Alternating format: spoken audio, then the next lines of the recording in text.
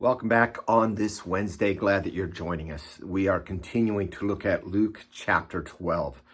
This is transitioning. This reading transitions quickly from the warnings against the Pharisees and their leaven, to avoid the leaven of the Pharisees, into really teaching about the possessions. And then later on, he'll move into the kingdom of God and then the end times throughout this chapter. But today, as we look at verses 13 through 34, it focuses on possessions versus the kingdom of God. Verse 13, someone in the crowd said to Jesus, "Teacher, tell my brother to divide the inheritance with me." But he said to him, "Man, who made me a judge or an arbiter over you?" And he said to them, "Take care and be on your guard against all covetousness, for one's life does not consist in the abundance of his possessions." And he told them a parable, saying, "The land of a rich man produced plentifully. And he thought to himself, 'What shall I do? For I have nowhere to store my crops.' And he said, 'I will do this. I will tear down my barns and build larger ones, and there I will store all my grain and my goods. And I will say to my soul, Soul, you have ample goods laid up for many years. Relax, eat, drink, and be merry.' But God said to him, 'Fool, this night your soul is required of you, and the things you have prepared, whose will they be? So is the one who lays up treasure for himself and is not rich toward God.' And he said to his disciples, 'Therefore I tell you, do not be anxious about your life, what you will eat, nor about your body, what you will put on. For life is more than food, and the body more than clothing. Consider the ravens. They neither sow nor reap. They have neither storehouse nor barn, and yet God feeds them. Of how much more value are you than the birds? And which of you, by being anxious, can add a single hour to the span of his life? And if you are not able to do as small a thing as that, why are you anxious about the rest? Consider the lilies, how they grow. They neither toil nor spin. Yet I tell you, even Solomon in all his glory was not arrayed like one of these. So if God clothes the grass, which is alive in the field today, and tomorrow is thrown into the oven, how much more will he clothe you, O you of little faith?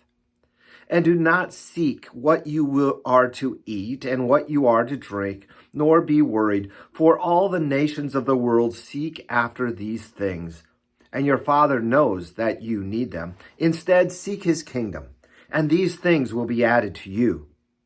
Fear not, little flock, for it is your Father's good pleasure to give you the kingdom. Sell your possessions and give to the needy. Provide yourself with money bags that do not grow old, with a treasure in heaven that does not fail, where no thief approaches nor moth destroys. For where your treasure is, there your heart will be also." The problem with possessions, as we see in the parable of the rich fool, is that you can't take it with us. And unfortunately, sometimes in our society, we tend to focus on that, right? On our retirement, making sure we have what's needed to take care of us in the years to come as we retired and grow old. And while there's nothing wrong with retirement planning, sometimes the emphasis is on that so much apart from simply living our life seeking the kingdom. And he gets to that in a bit. After the whole focus on you can't take it with you of the parable of the rich fool, he moves in with a couple of small comparisons about worry about life. He focuses on, God provides the ravens of the air and you're more valuable than them. He provides them food. He clothes the lilies of the field and you are much more valuable than that. And then he moves into the seek his kingdom. Seek his kingdom, not the things that the world seeks after, not the riches or fame or any power or anything like that. Seek his kingdom. Well, what is his kingdom? Remember, his kingdom is where Jesus is. So how do we seek his kingdom? We seek his kingdom by, first and foremost, believing in him, having faith in Jesus and what he has done, trusting in him to bring us into that kingdom. It's letting his love show through in our lives. It's forgiving as we have been forgiven. It's being kind. It's having love, joy, peace, patience, kindness, goodness, gentleness, self-control, all of those fruits of the Spirit. That is how we seek his kingdom, by letting the Spirit work through us into the lives of others.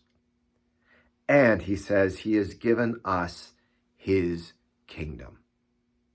His kingdom to you and to me by faith, by trusting in him. So store up treasures there, he says, not on earth, not by building a bigger barn like the rich fool did, but instead storing them up, those things up in heaven. The times we show love, the times we share Christ's love with other people through our words or through our actions, the time when we don't look at our possessions as being ours, but those resources that God gave to us to help others. That is storing up those treasures in heaven.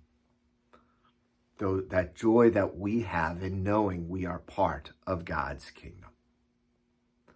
There is so much more I could talk about in this passage, but I'm going to leave it there. Seek first his kingdom, his righteousness. Where your treasure is, there your heart will be also.